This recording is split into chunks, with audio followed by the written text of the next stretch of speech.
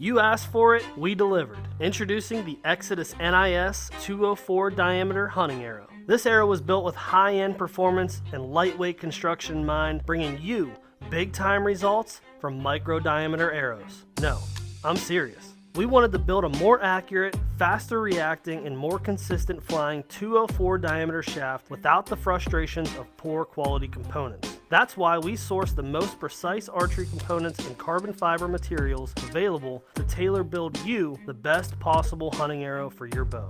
The Exodus NIS is built from a multi-layered, high-modulus carbon to ensure consistent and accurate spines, providing better 204 performance without the added weight. Coming in at 8.7 grains per inch for 350 spine, 9.3 grains per inch for 300 spine, and 10.8 grains per inch for a 250 spine, this lightweight 204 diameter shaft gives you the flexibility to shoot light and fast or up your FOC for close range, tight shots. For the tinkerers out there, the Exodus NIS is available in bare shafts, or for the archer that doesn't want to invest the time and money into building your own arrows, the NIS is available in our dynamic, tailored arrow building system. The Exodus Tailor Built arrow model simplifies the arrow buying process to ensure you have the arrow setup you need without having to know all the ins and outs of building arrows. All you need to know is your draw length, draw weight, let-off percentage, and your desired point weight.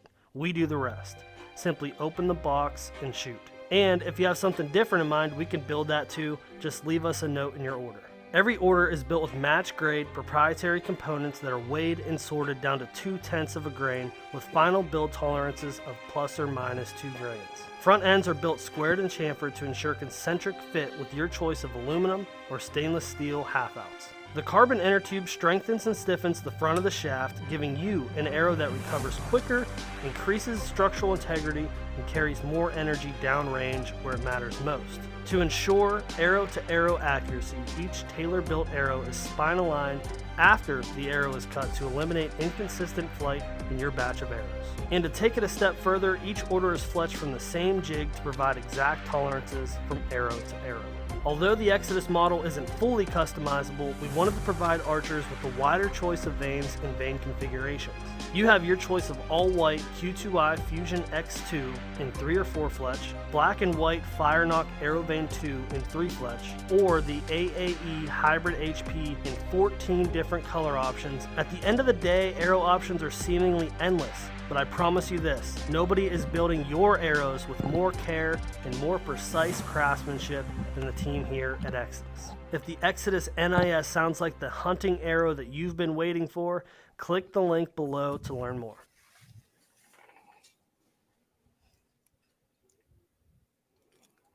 Welcome. Thanks for everyone joining us here tonight. Man, that video has me fired up for what we're going to be talking about here tonight. And just want to say thanks to everyone that is joining us right now here after a long day of work. We're going to make it worth your time. We're going to be giving away 10 half-dozen NISs to people that share this stream and tag us. And we have the team here watching that. And so we're going to be giving away 10 half-dozen NIS. You'll be some of the very first people to get your hands on them. And then we also have some special savings for you guys for joining us here live. You're going to have an opportunity to lock in 25% off by using the code DIBS. And when we have a limited amount of those codes that are going to go out there, and you guys will have the first crack at them. To get into this here right now, my name is Jake Hofer. I'm the marketing director and co-owner of Exodus, and we have a full squad here tonight. I'm excited for this. Cameron, why don't you go and introduce yourself? Yeah, so I'm Cameron Durr. I am the creative director here at Exodus, and I kind of took the lead on the development of the 204 diameter new Exodus NIS arrow. So, yeah, thanks for joining in, guys. And you recognize my face, maybe. If not, I am Chad Sylvester, co-founder, co-owner of Exodus. Thanks for joining us. We're excited to get this underway. Lots of exciting stuff to talk about tonight. Yeah, for sure. And not to bore people here, but Exodus was started in 2015. And for folks who maybe are just stumbling across this for the first time, or maybe they are gotten familiar with Exodus over the last year, why don't you, Chad, tell us a little bit about Exodus and why you started it way back 8 years ago? Yeah, sure. Well, I think, when we initially started Exodus, it was out of the needs that we wanted as consumers, basically, really like as trail camera users. We had gone through the frustrations of buying different brands of cameras and basically them not lasting. So, we had the idea of starting this thing and really focusing around solving the problems of trail camera longevity. And then being young and ambitious and just having big dreams, there were all these things down the pipeline, but it started with that. And being D2C, we knew was the route or the business model we wanted to choose because we wanted to go to work for the end customer. And what I mean by that is we wanted to build a company that provided the most value through all verticals to the end user, not box stores, not retailers. And I think when you look at our body of work and our mission statement, it encompasses that. It shows that. But it's more than just product value, right? It's product education, it's product support, it's customer support. And when you boil it down, like our core mission is to have consumer direct savings, to offer quality products and content to not only help hunters have better experiences, but also help them become better hunters. Yeah, I think that's apparent through all the products we've released over the years, all the content that we put out, almost to an exhausting level of information that we put out there that's high quality and relying on other people that are experts in different areas that we're not familiar with. And I think that is, very apparent in all the content we have. And just to summarize that, basically cut out the middleman, build the best darn product we can, and sell it directly to our consumers and educate them on the entire purchasing process. But let's dive into what the people are here for. They want to know what's going on with the NIS, and we've teased it here a little bit. We were at the Michigan Tack Show, the Pennsylvania Tack Show. So if you were at one of those events, you got your hands on these first and got kind of the scoop here. But in case you weren't there, why don't we dive into what the NIS is? But I think we need to announce a winner here. And we have Kurt. We know Kurt. Kurt's the lucky winner. Thank you for sharing. I don't want to say his last name wrong. I'm going to give my best effort here. Kurt Delarate, which is incorrect. Kurt Delatry. Well, thank you, Kurt. We have your contact information. Be sure to share this to get your chance here. We have 9 other opportunities. But what birthed the NIS? We launched the MMTs last year, and I think there's a clear reason why we decided to launch these. But I want to hear from you guys. Yeah, well, I think around any product development or product launch, there obviously has to have consumer demand for it, right? There needs to be demand or a need.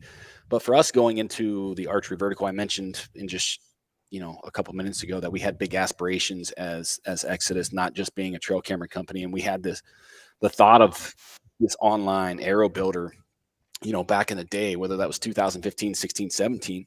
But the reality of it was we were just too young and we weren't the right operators at that time to do something of this nature and magnitude and find success, right?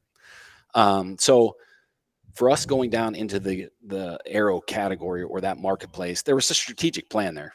We had to execute against that with product development and release. And I think the NIS is a product of those two things: market demand and need, and also the strategic plan that we had, coming into the space. But additionally, I think people want different things, right?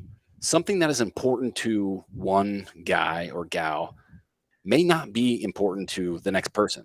So it's like different strokes for really different folks. And so to be a real player in any kind of product category, you have to have multiple offerings to kind of fulfill or have options for everyone's needs. And that's not going to change for us. We'll continue down that path moving forward. Yeah, I know when we launched the MMT, it was clear that people wanted 204s. So this is a direct answer to that demand. And just like anything we do, we're not just going to crank out a 204. Cameron, you kind of headed this product development. Why don't you tell us a little bit about what the development process looked like for sourcing and developing these shafts to what we feel really confident offering consumers? Sure, yeah. So immediately after the MMT launch, like you guys said, it was pretty evident that we needed a 204 diameter shaft. And we also mentioned education is important to us. And I have been lucky enough to become pretty educated through the Deer Gear podcast on what an arrow needs to be to fly well. And I kind of took that information that I gained and put that into developing this 204 diameter shaft. So I went to work testing 204 diameter shafts. Like I never even shot the MMT through hunting season. I shot a 204 diameter the whole year to kind of figure out, okay, what's the next step? So I took like really high value, like high quality, high price tag 204 diameter shafts. And then I took some lower priced 204 diameter shafts and just figured out what I liked, what I didn't like. And it kind of brought us to wanting a goal to building a goal of bringing an arrow to market that was lightweight in a micro diameter shaft or a 204 diameter shaft that was also at a good price. So we landed with this arrow shaft, the NIS, and it is basically, without getting too far into the weeds, it's a multi-layered high modulus carbon shaft with 8 layers. And then we remove the 7th layer to have super strict tolerances. And within the MMT, a lot of the feedback was people wanted straightness tolerance was a big deal to people. So we wanted a straighter arrow. We wanted a better performing arrow. And that led us to the removing that 7th layer and having super strict spines and straightness tolerances at crazy high performance, but still at a great price point. Yeah. And yeah, you ran them through the paces, and we landed on what we did here today. But I think deciding what arrow to shoot is obviously very important. Arguably, maybe one of the most important things, because you are shooting an animal with them.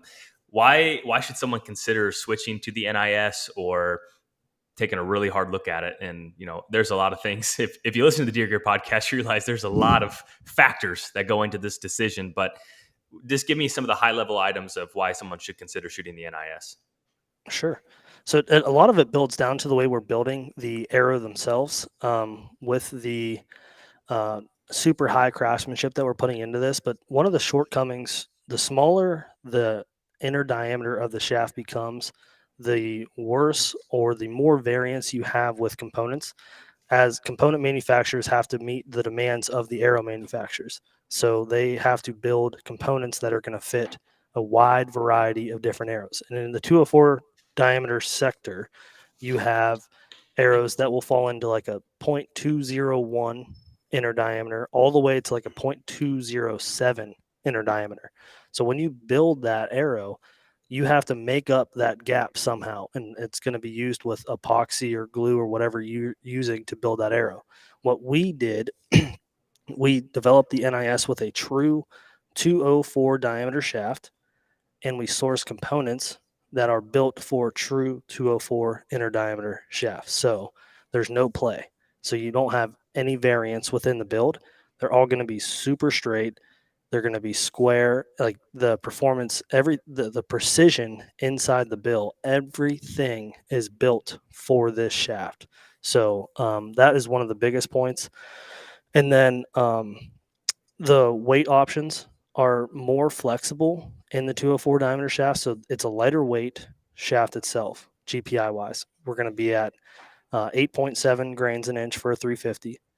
We're going to be at 9.3 for a 300, and we're going to be at the 250 spines at 10.8 grains an inch. So 4 5mm or 204 diameter shafts, it's quite a bit lighter compared to the Easton Axis match grade shafts.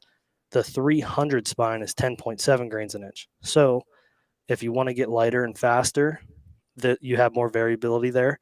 Or if you want to beef up your FOC, you need to have a lighter weight shaft to add more FOC. So within the 204 diameter NIS, you will have that option. And then on the component side, you have more flexibility with weight as well. So we sourced an 18 grain aluminum, anodized aluminum insert, and a 50 grain stainless steel insert. So you have two different variables that are a little bit wider spread than the MMT options.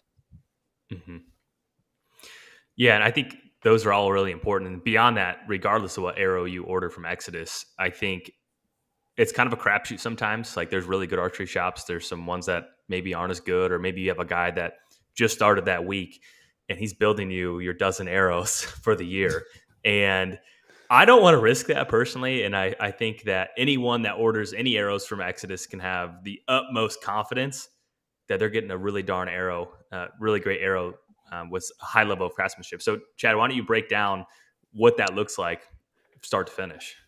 Yeah, I think anyone who has shot the MMT or ordered MMTs over the last 12, 18 months, however long that's been, I guess a little longer than 12 months, can attest to every single point that I'm going to talk about. We take pride in everything we do here. Our personal names are on this brand, so it's more than about dollars. Like when your name's attached to something, like it means something to us.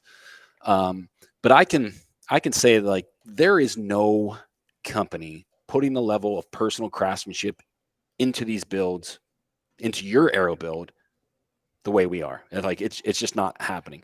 And I don't think that, like, going through inventory prep and getting ready for this launch, I was thinking about this a couple of days ago. There's not an arrow that goes out the door that I personally would not shoot at a world-class animal. And to go beyond that, I think everybody here would agree with that. Like if an arrow goes out the door, everyone in this office, regardless of who had their hands on that build, it was Bobby, Jeremy, whoever, everyone here has the confidence that if they had a once in a lifetime opportunity at a 400-inch bull or 250-inch whitetail, whatever it is, like they have confidence in that arrow. And like, to me, that statement's very powerful.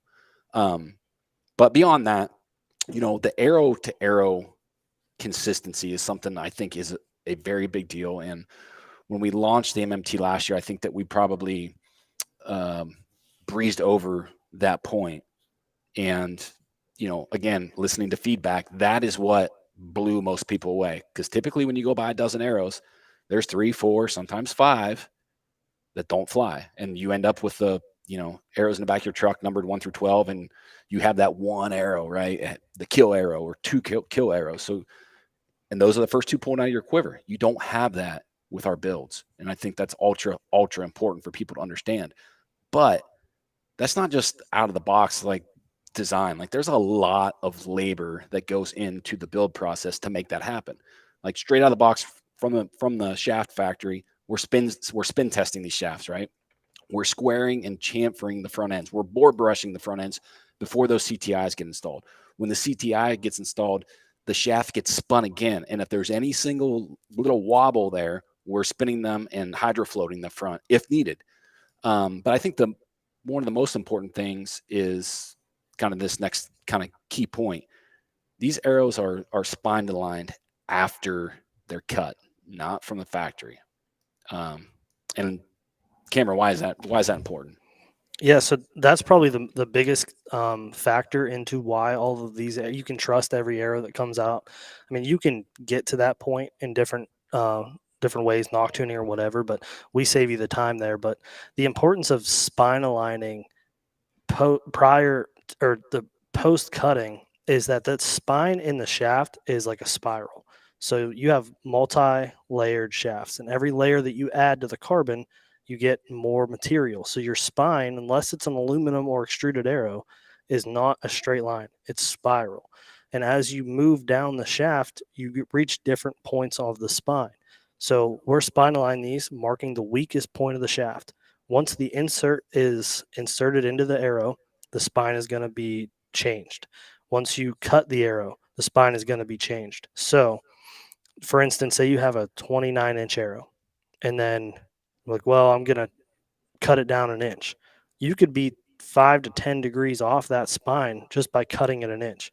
So if you want every single arrow to react the same way out of the bow when it is flexed, it has to be at the same point of the spine on the shaft. So when we cut them, spine align them, we're fletching them to where the cock vein, or if you have a 4-fletch, it's going to split the weak point of the arrow. So no matter what you do when you knock that arrow, cockeyed, it doesn't matter as long as it's the same. Every arrow is going to catch wind and flex and react from the bow the very same way. Yep.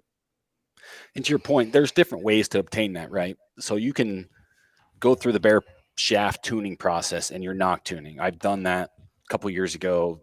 It is so time consuming. You shoot an arrow, it doesn't fly.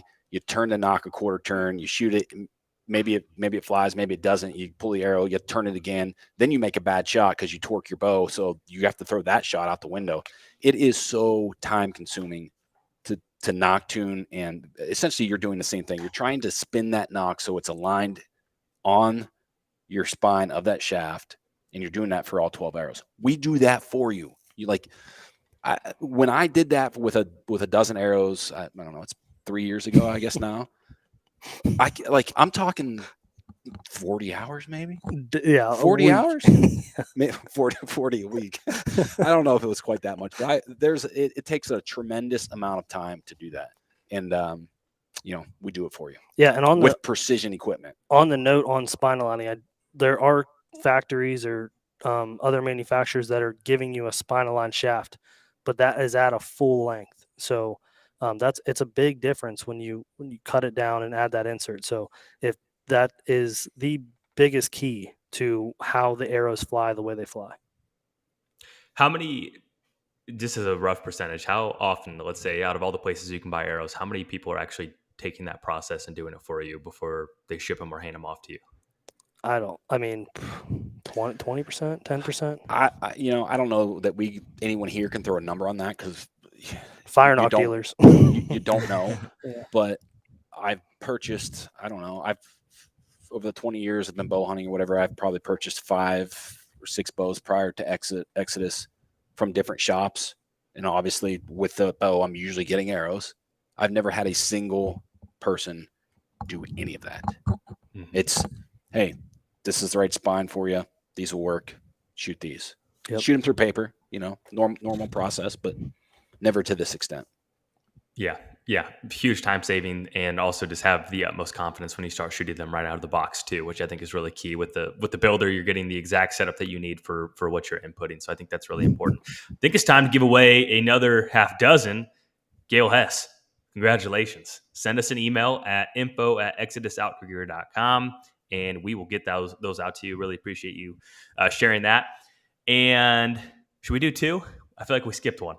Let's give away 2 here. Let's give away another one here. Donnie Ball, congratulations. Send us an email at info@exodusoutgear.com, and we will get those out to you. So someone right now is probably, I bet you there's people asking themselves right now, what is the difference between the NIS and the MMT? Cameron, can you explain that for folks?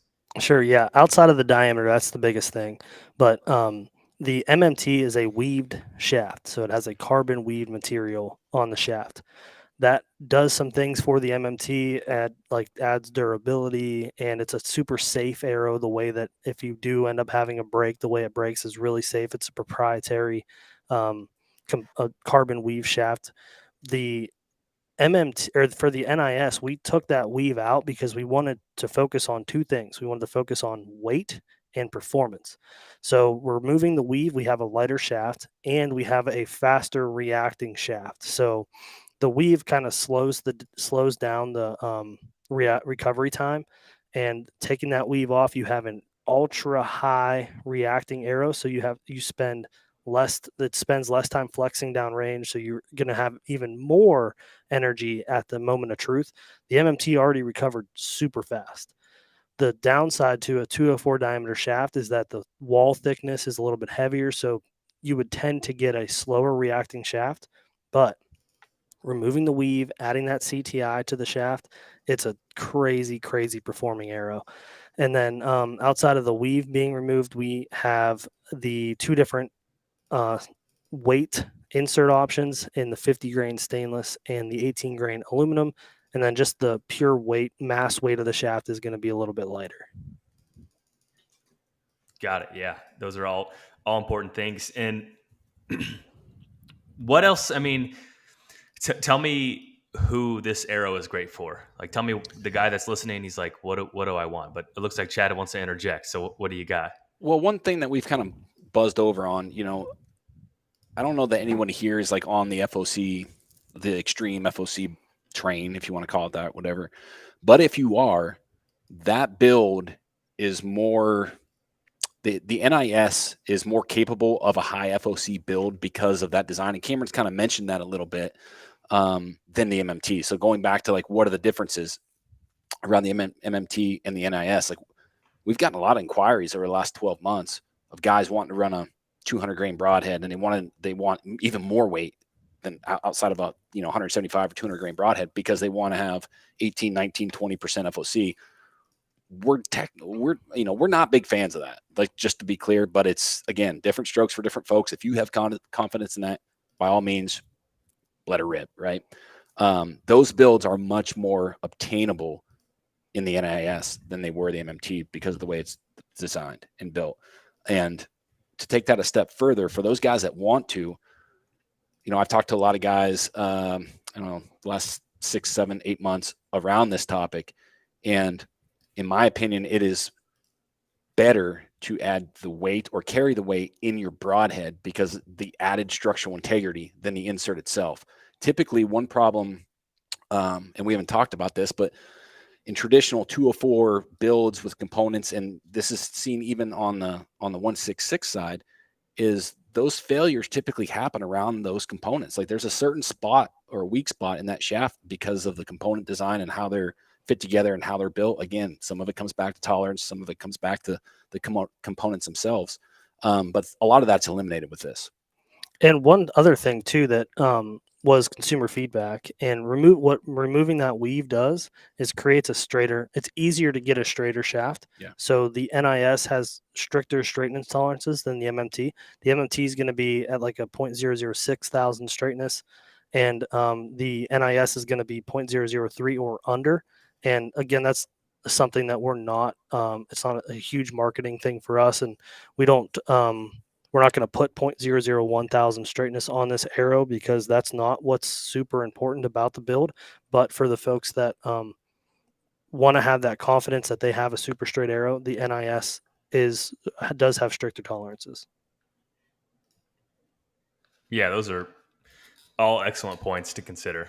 Absolutely. And I think the other thing with the builder too, you can go in there and play around and change the point weight and change these different things to see how that's going to impact the FOC, total arrow weight, and everything else. You can do that in real time and mess around with that and see how dynamic it is. If you go to a 125, maybe it's going to put you in a different spine. And so that means when you buy it and you decide switching again, like you need to know that. So use that as a resource and a tool to figure out exactly what you need. And if you decide to change something mid-season, it may change some other items. So it's fun to go on there and play around. You can go in there, pick all the different things, and see how it impacts the arrow. Let's see. One question I'm sure a lot of people have is, what about the different vein options? So this is another direct piece of feedback that we've gotten a lot of. What are we going to have to offer on this? I took so the vein options. I took the R&D on this pretty seriously, and I wanted to source a vein that gave people more flexibility to shoot larger profile fixed blade broadheads that didn't want to shoot a 4-fletch. I was kind of surprised at the amount of people. They're like, I've never shot a 4-fletch. I'm not sure how that's going to work. I'd rather have a 3. And the amount of folks that want a different color. So I answered both of those questions in one vein, and we are going to be offering the AAE Hybrid HP. It's a little bit larger profile vein than the Q2i. The profile is similar to the Arrow vein, similar to a Blazer vein, super popular profile, and it's going to be available in 14 different colors. So for the guys that want the colors and want to customize it a little bit more, that's your option there for the vein choices. And the I shot that vein a couple times at super long distances. I put some fixed blade broadheads on them. They're really impressive veins. Yeah, that's really exciting. You go on there right now, and we're going to add that to the builder where it's dynamic. But right now, you can place an order and just make notes of what you want, and we'll have those in very soon. One question that we haven't really, or one thing we haven't really talked about is the CTI. Is the CTI, has that been carried over into this shaft? Yeah. As I mentioned, like going through the front end build of the the entire build process, a lot of that transferred over from the MMT to the NIS. So that CTI, it's a little bit different. Lengthwise, it's still the same.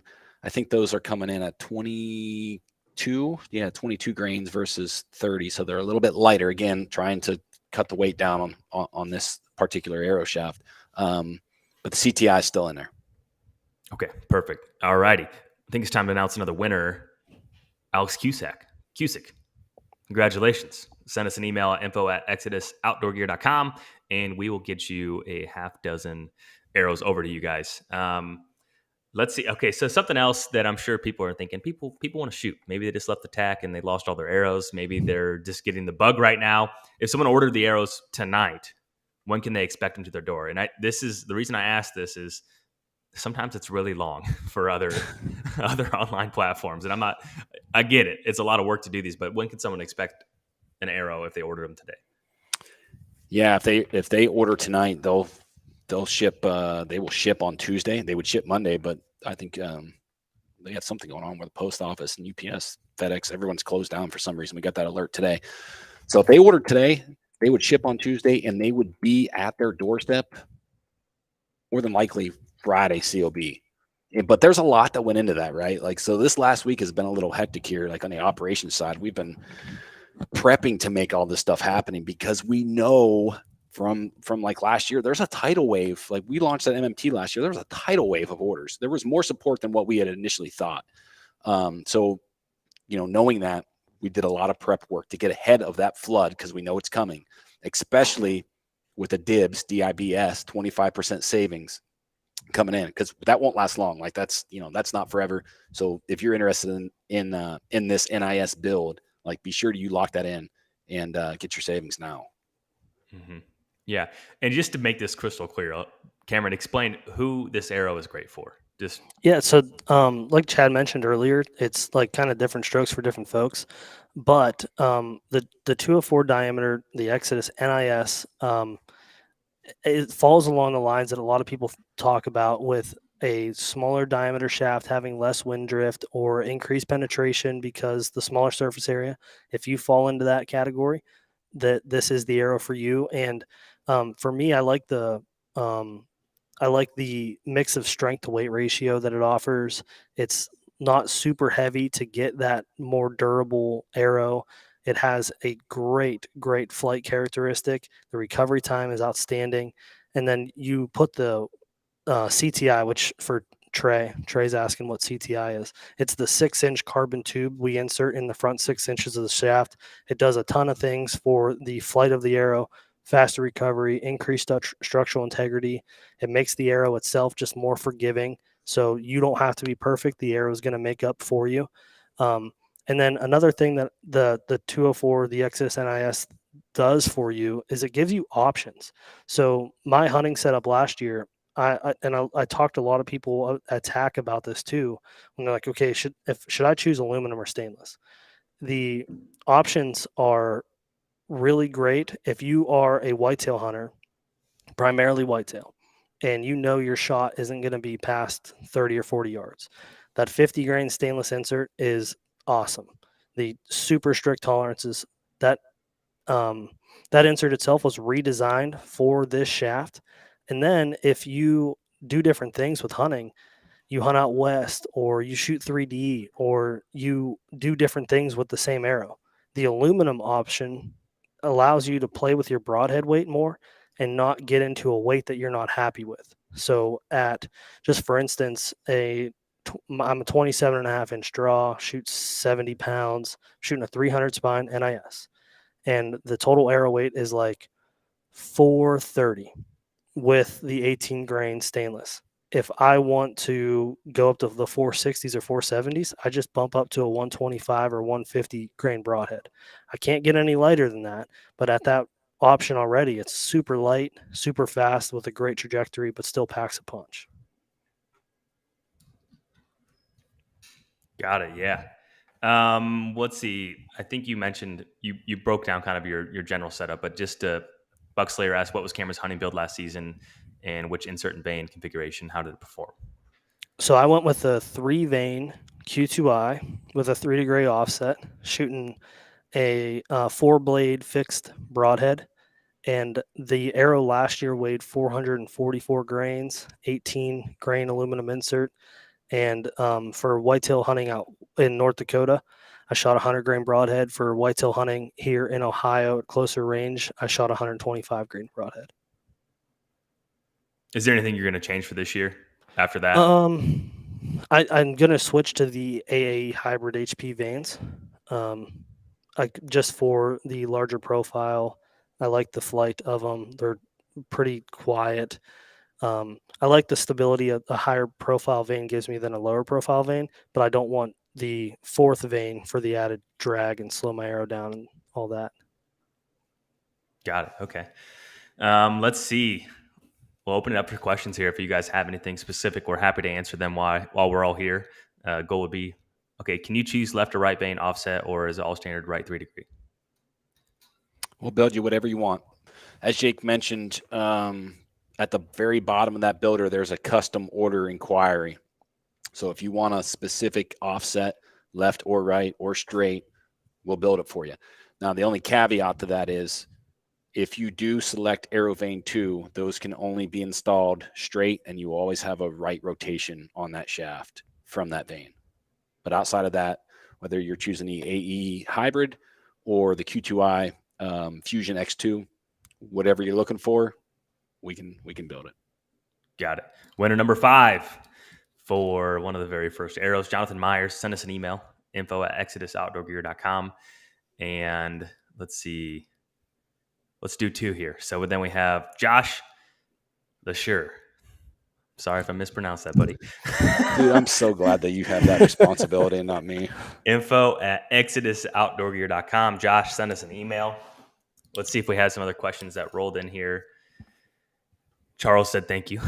I think one thing too, just to cover for people that may now be joining, the NIS is available in 3 different spine configurations. It's available in a 350 spine, a 300 spine, and a 250 spine, available fully customizable from the Exodus Aero Builder or in bare shaft. So for people that like to tinker and build them yourselves with whatever inserts that you want, choose a 204 diameter insert and go at it and put wraps and colors and whatever you want on it.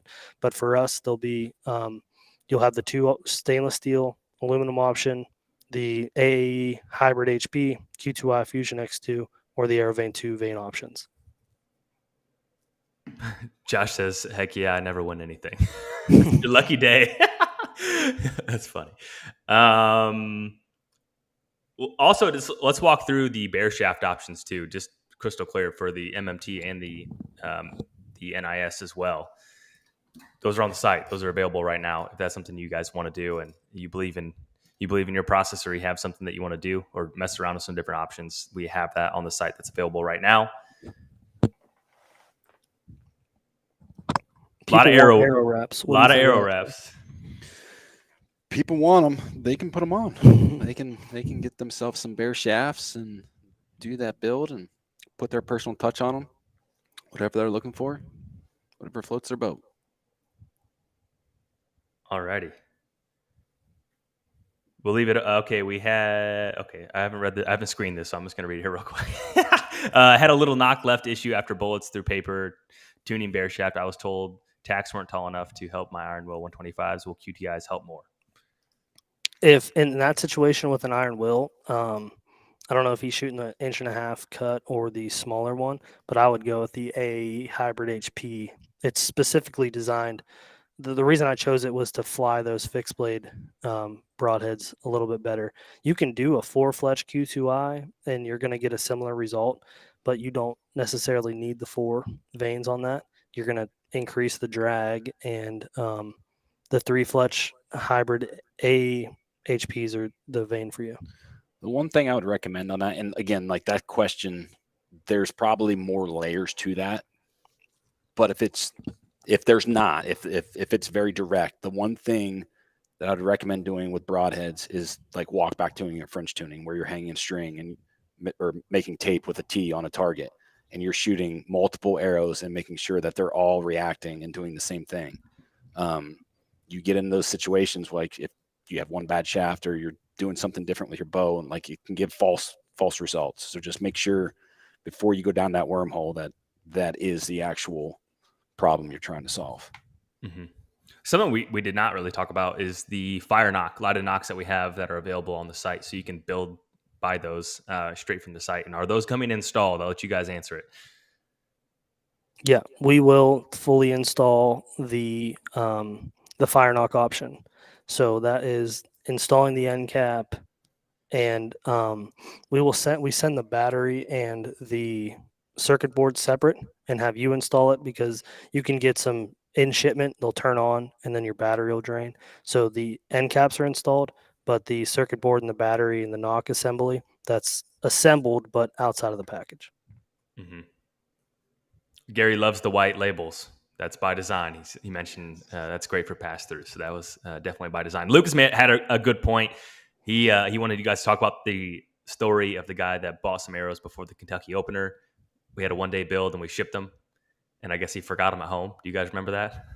Yeah, he was he was in dire need. Someone posted in a Facebook group like, where can I get arrows in the next day? I'm on my way to a hunt, forgot my arrows at home, and we were able to get him arrows sent to where he was going to hunt in the very next day, so he can take them out of the box. Didn't have to spend any time tuning them and trying to dial in his setup. He was able to take them out of the box, shoot them, and forget about it.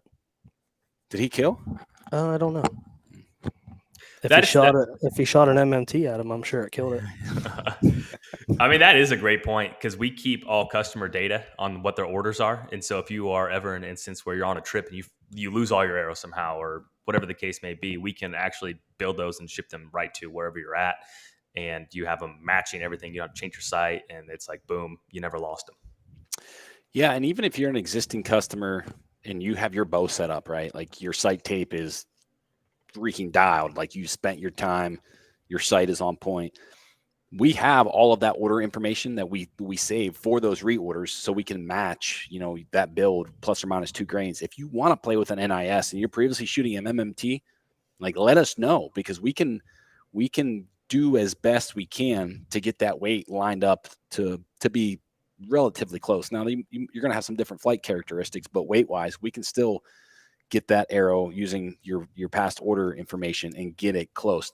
Still going to have to adjust your rest, obviously, and do some things. But if that's top of mind, if anybody's thinking it out there, we can do it. Yeah, and to that point, Jeremy Dinsmore from Antler Up Podcast has a set of the NIS arrows with a stainless steel insert. He's shooting the MMT arrows with an aluminum insert, and they both weigh 460 grains. There you go. That's huge. Yeah. Time for another winner. Buck Slayer. I got to note that you are one of the lucky winners. So Buck Slayer wins again. It pays to be in here, man. Pays to be in here and active. So send us an email. Did he win earlier? I think he won the rival. Yeah, he won a rival. I'm almost sure. Oh, good for you, man. So appreciate the support, man. Appreciate you watching. Let's see what other questions we have rolling in here. We have some thank yous for people appreciating for the products that we put out there. I'll take that question from Richard Lowry. Have at it. Recommended degree and direction of offset for shooting a right-handed Matthews bow. So, Rich, the arrow clocking is something we spent a lot of time messing with last year, and it doesn't matter if you're right or left-handed. It depends on the way your string is twisted. So 95% of arrow manufacturers are going to build you a set of strings that the arrow is going to clock to the left. So it really hasn't done it really doesn't impact a whole lot. It's not super noticeable. But if you want to keep the left rotation, you're going to want to have a left offset. Typically, we're doing a 2.5 degree offset. And if you go into a single bevel broadhead or whatever, you're going to want to match the bevel to the way the arrow is rotating. So stay to the left. But if you have a right offset and your arrow is clocking to the left, it's not the end of the world. You're not losing a ton there. So if you have that set up currently, it's something we've never ran into, but there is a theory that if you have a left rotating arrow and your broadhead is twisted into the right, you could have some untwisting going on. So if the broadhead hits something hard, the arrow keeps rotating and you could unthread the broadhead. If you shoot your field points, you'll notice a lot of times they're loose when you pull them out. That sometimes is caused by the arrow spinning the wrong way. So if you rotate them back to the right and get it going the same way as the threads, it'll tighten on impact. Yeah. And to expand on that just a little bit, a fixed blade broadhead is going to cut by pushing versus rotating like a single bevel. So that's where you have that left rotation of the arrow shaft with a fixed blade or an expandable being pushed relatively straight is where that, that loosening occurs. I don't think either way it's the end of the world. No, it's not. It's not something to spend a bunch of time stressing about, I promise. Well, we did. Yeah, we did. And it's not, I'm telling you, it's not worth it. Yeah. We did it for you. Perfect. All right, we have another question. David Wright, if I give you a weight of my current setup that isn't an Exodus arrow, get it relatively close. That depends a lot on what the arrow that you're shooting is, matching GPIs and components. So we would have to talk further about that off air. Yeah, send us an email. We're happy to see if there's something that we can do to help and get something close to what you need. Time for another winner. I think Skylar picked another hard last name to pronounce. Appreciate that. Nathaniel Nathaniel Les, congratulations. I'm not going to butcher that, all right? Send us an email at info@exodusoutdoorgear.com. Appreciate you sharing and being a part of the live stream here on this launch. Let's see. We have Dave is going to send over an email. Great. We're more than happy to help. Thanks for doing that. And here's another question from Nate. Cameron, what was your setup with the MFTs compared to the new style? What did your bow like out of each system? So my MMT build was pretty similar. I believe the total arrow weight was around 444. I'm at like 432 now with the NIS. They both shoot extremely, extremely well. And the NIS, I'm going to shoot the NIS this year because of the flexibility I have with my broadhead choice. And I spent so much time in research and development into like developing that arrow and figuring out what I wanted. So I'm sticking with that one. But they both shot extremely, extremely well. I am not a good enough archer to know what my bow liked better. I know that I put my pin on the target at whatever yardage, and the MMT and the NIS will both hit it. So I have confidence in that. Great. Let's see here. I will say I shot $2 bucks with the 204 last year. Shot one in North Dakota at like 37 yards, and I shot one in Iowa at like 22 yards. The arrow in Iowa is still in Iowa. Can't find it. Blew through the deer so far. I have no idea where it went. So they exceeded expectations by a mile. Mm-hmm. Yeah, that's huge. Let's see. Anything else that you guys see here in the chats? Sean Durr asks how many inches the Exodus crew is going to put down in the fall this year with the NIS. Whew. We got a lot of good tags, hopefully. Full squad. We got 8 guys here. I anticipate a lot. I don't know how to quantify it, but we do quick math. Let's say we haven't. Just say over or under 800 inches. That's 100 inches a person. I mean, you got to think. Well, sometimes we go with unfilled tags too. Well, that's true. Yeah. Yeah, I'm going to take the over. I like that. Josh Telker has joined us. Thanks for tuning in here. Can Jake sign my arrow? No, you don't want that. I promise.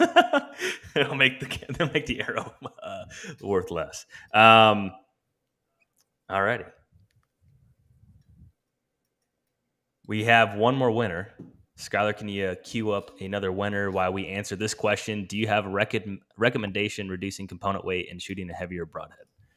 Yeah, yep, we covered that a little bit earlier in here. But short answer, yes, we do recommend increasing your broadhead weight. It increases structural integrity of the entire build, and it also gives you the flexibility to decrease broadhead weight if you wanted to. So, yeah.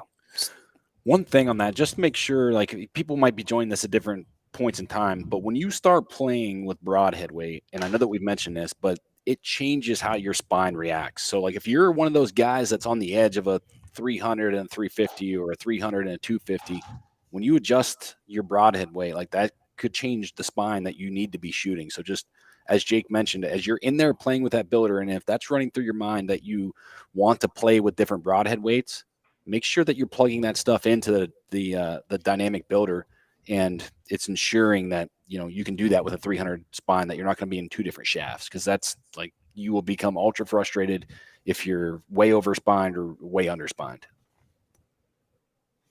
Got it. We'll answer a fun one here. Favorite snack during your season? Chad, you got to have a good one for this. What is it? Favorite snack in the woods? Bugs and tree bark.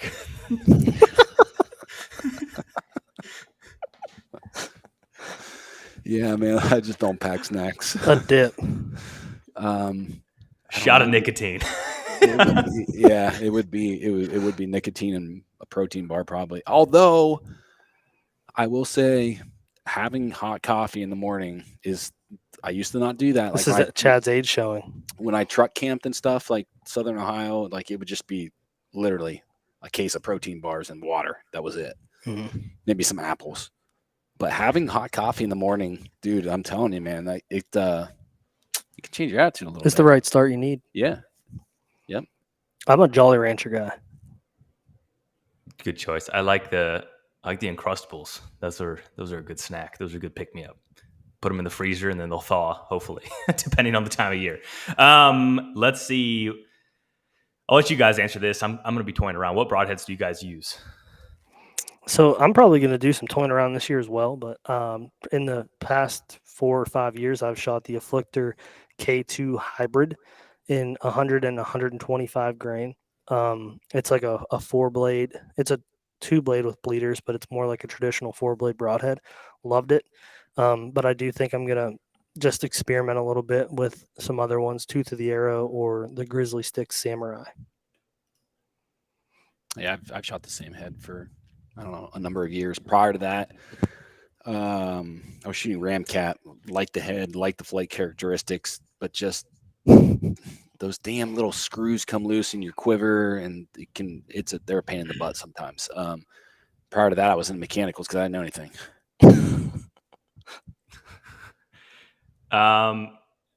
Cameron, your dad wants to know how long the snacks last in the woods. That's what I was laughing at. Not as long as yours, or longer than yours. That's funny. Alrighty, and I think we'll announce the last winner here. Drum roll, Jacob Ritchie. Easy one to pronounce there.